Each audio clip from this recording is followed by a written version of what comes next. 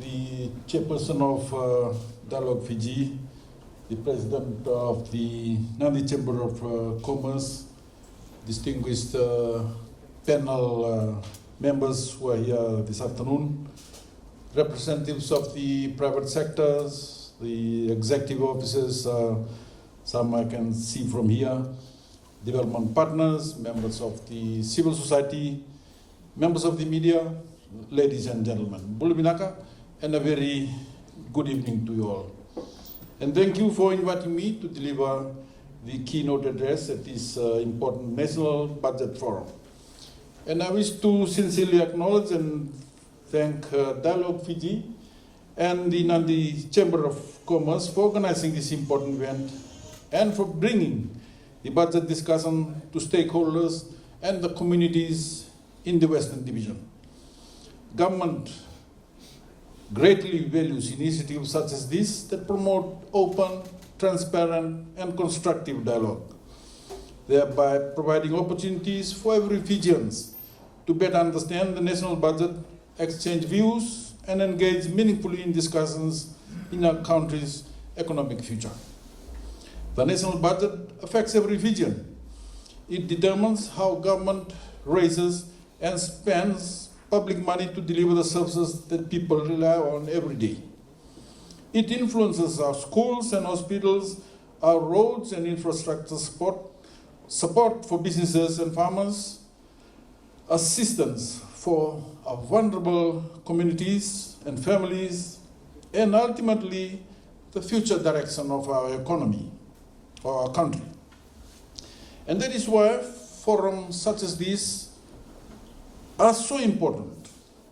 They give ordinary Fijians the opportunity to better understand the economic challenges facing our country, the difficult decisions government has had to make, and the reasons behind those decisions.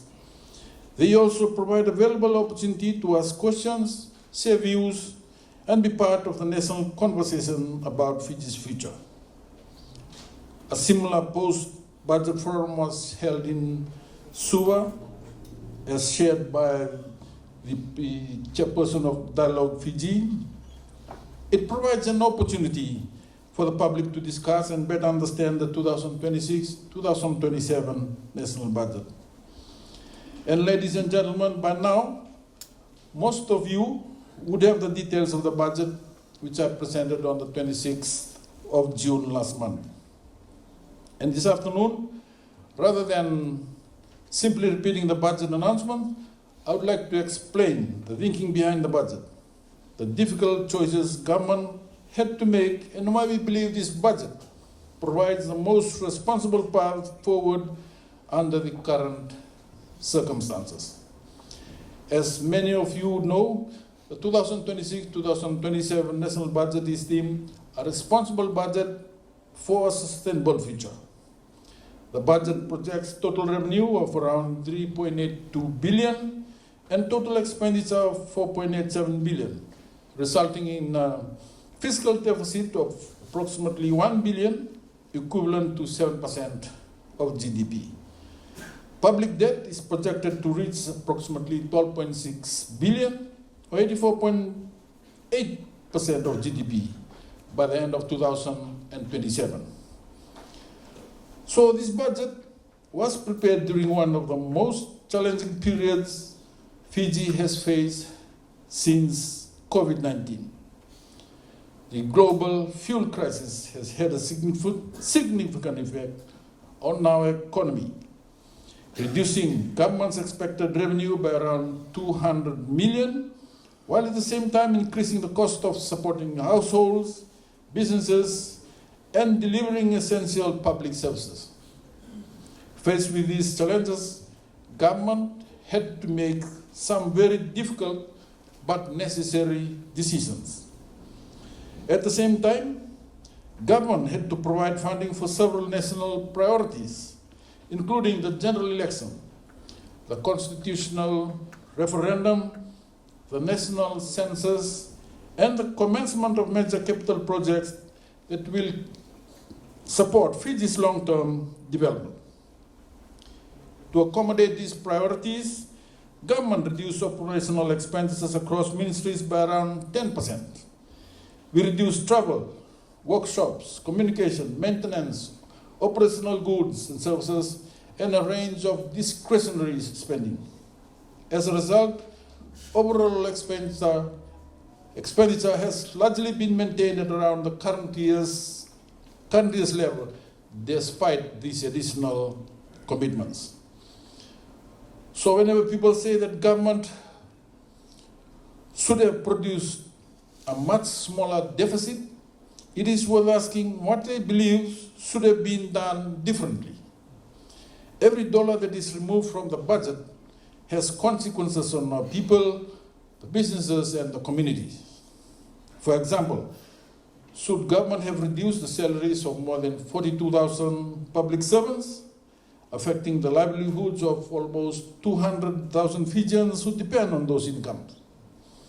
Should we have reduced social welfare assistance at a time when many families are already facing higher living costs? Should we have withdrawn support for our farmers by removing the guaranteed $85 per ton on sugarcane price? Should we have abolished the $200 back to school assistance, or reduced tertiary scholarships, or scaled back free education, free medicine, free water, and electricity subsidies for vulnerable households? Or should government have taken different path by increasing taxes? Should we have increased VAT, imposed VAT on the 22 basic food items that remain zero-rated, or increased income tax or corporate tax, or raised duties on imported raw materials used by our local businesses? And these are the real choices that confront any government during these difficult economic times. In our view, reducing essential services or increasing the tax burden on households and businesses would have placed even greater pressure on our people and slowed the country's economic recovery. So these are the difficult choices that every government must consider during this budget process. It is easy to call for smaller deficit, but given the context, responsible policy making requires balancing fiscal sustainability with protecting livelihoods, supporting economic growth, and maintaining the essential public services. And that is precisely what this budget seeks to achieve: a delicate balance between fiscal responsibility and supporting the people of Fiji through a period of significant global uncertainty. So sometimes people look at a budget of around $5 billion and assume government can simply cut hundreds of millions of dollars in expenditure. In reality, the overwhelming majority of government spending is committed to essential public services and legally binding commitments. And this includes salaries for teachers, our nurses, our doctors, police officers and civil servants, social welfare assistance, debt servicing, education, healthcare, infrastructure, and other critical services that Fijians rely on every day. And that is why we believe this is a responsible budget.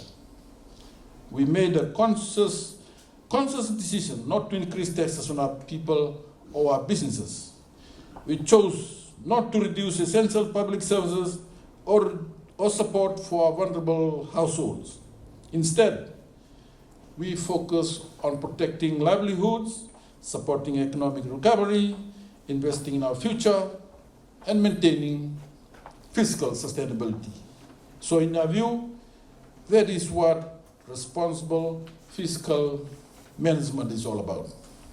And ladies and gentlemen, another defining feature of this budget is transparency.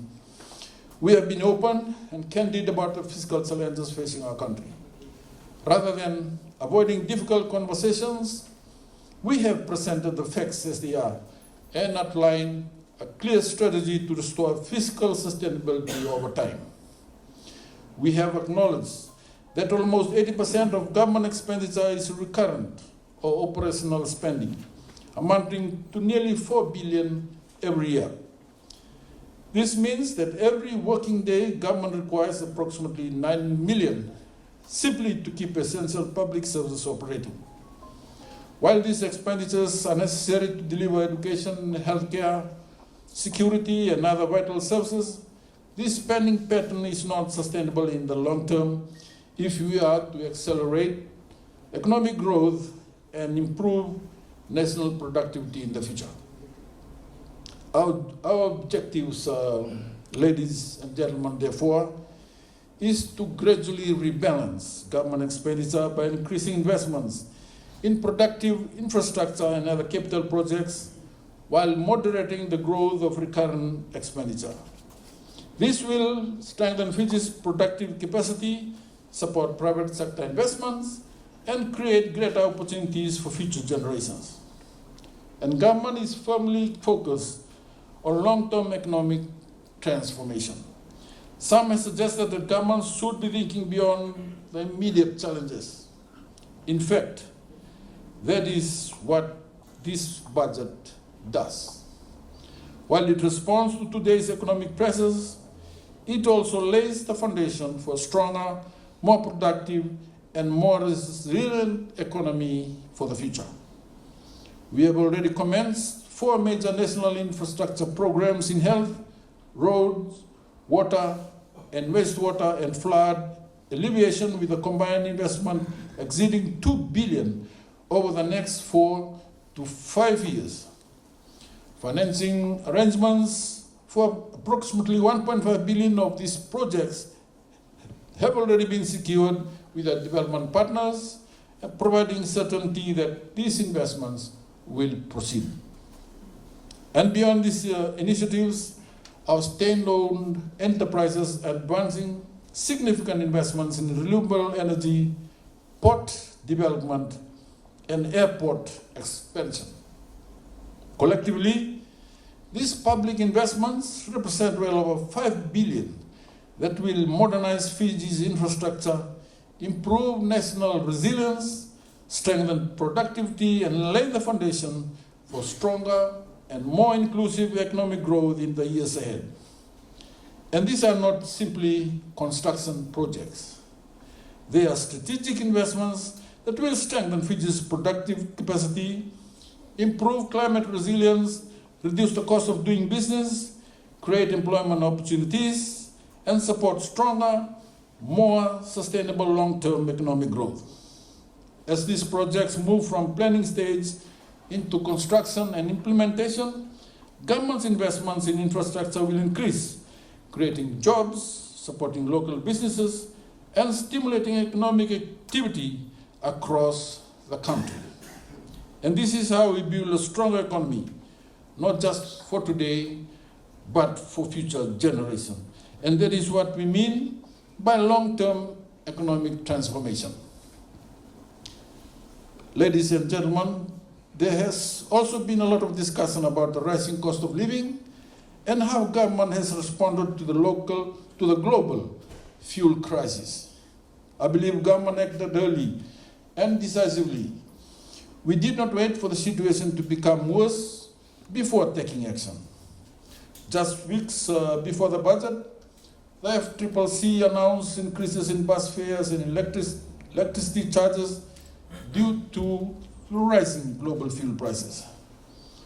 Government could have waited until the budget to respond. Instead, we acted straight away to help ease the burden of families, commuters, and businesses. Instead, as I mentioned before, we acted immediately. Government decided to fully absorb the increase in bus fares so that commuters would not have to pay more, including our workers.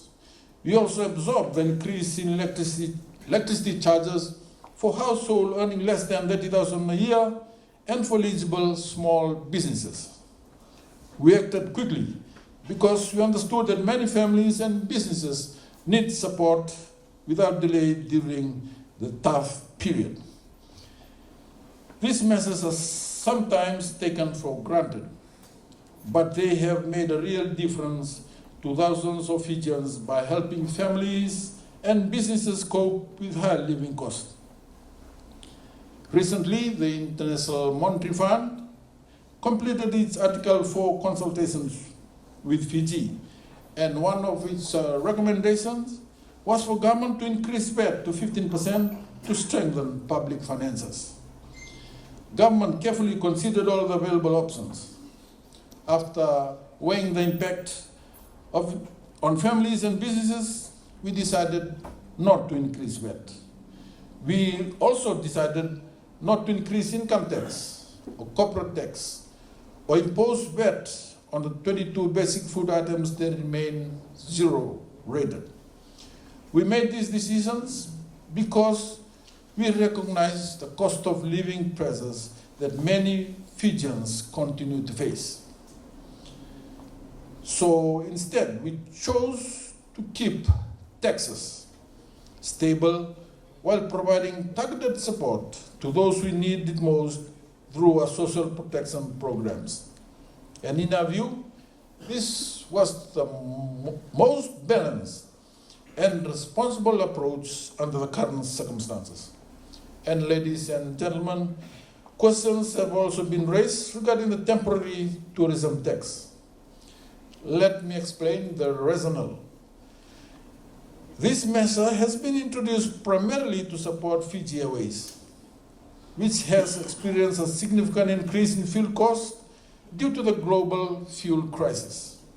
And importantly, the tourism industry has broadly recognized the need for this temporary levy and has agreed to share part of the burden. That is an important point. They agreed to share part of that burden. Fiji Airways plays a critical role in our tourism sector. Reliable air connectivity is essential for bringing visitors to Fiji. And without Fiji Airways' strong air links, our tourism industry, employment opportunities, foreign exchange earnings, and economic growth would all be affected. The airline could certainly respond by reducing flights to manage its cost. However, doing so would also reduce visitor arrivals and negatively affect hotels, restaurants, tour operators, transport providers, and thousands of workers. It is therefore only fair that tourism industries share part of the burden in preserving the connectivity on which it depends. There has also been discussion regarding public sector salaries. I wish to remind everyone that civil servants received salary increases in between 10 to 23% over the last two budgets.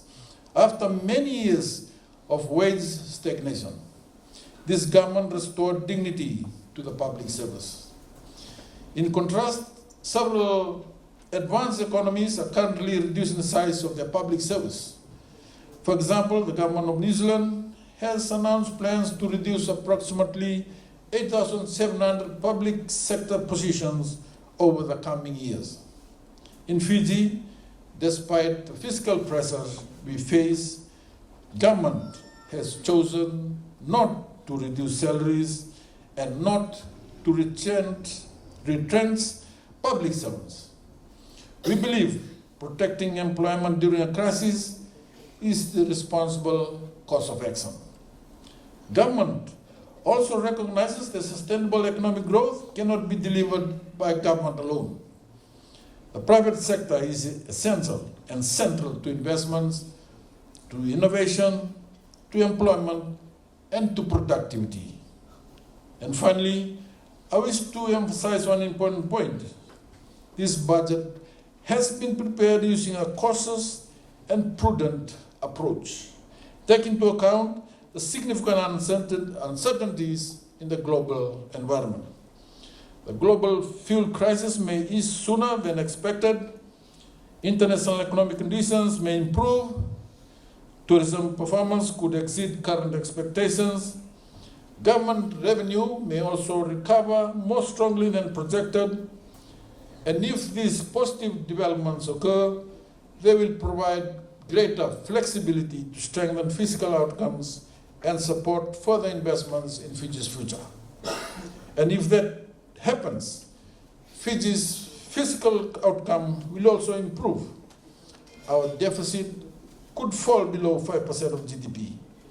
Public debt could be lower than currently projected. And that is exactly what government wants. Over the medium term, our objective is clear. We must gradually rebuild our fiscal buffers. We must reduce deficits. We must place public debt on the downward path.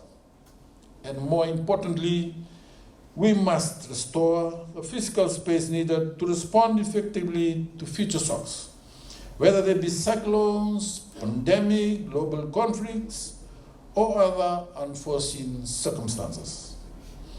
Ladies and gentlemen, no budget is perfect. Every budget requires different choices and careful balancing of competing priorities. It is natural in a democracy that people will have different views and perspectives on these decisions. We welcome constructive debate, informed discussions, and new ideas because they will strengthen our policies and improve the way we serve the people of Fiji. However, these discussions must also recognize the realities facing government and the difficult choices required to balance fiscal responsibility with protecting the well-being of our people. The 2026-27 budget is designed to achieve that balance.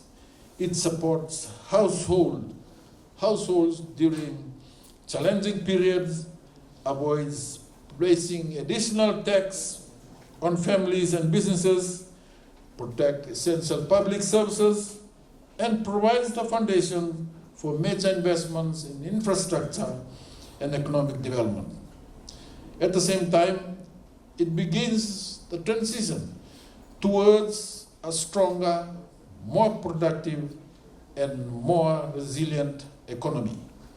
And that is why we believe the budget truly represents a responsible budget for a sustainable future. I wish to once again thank Dialogue Fiji and the Nandi Chamber of Commerce for providing this important platform for open and constructive national discussion. I look forward to continuing this conversation and engaging with you during the panel discussions. Thank you and God bless us all.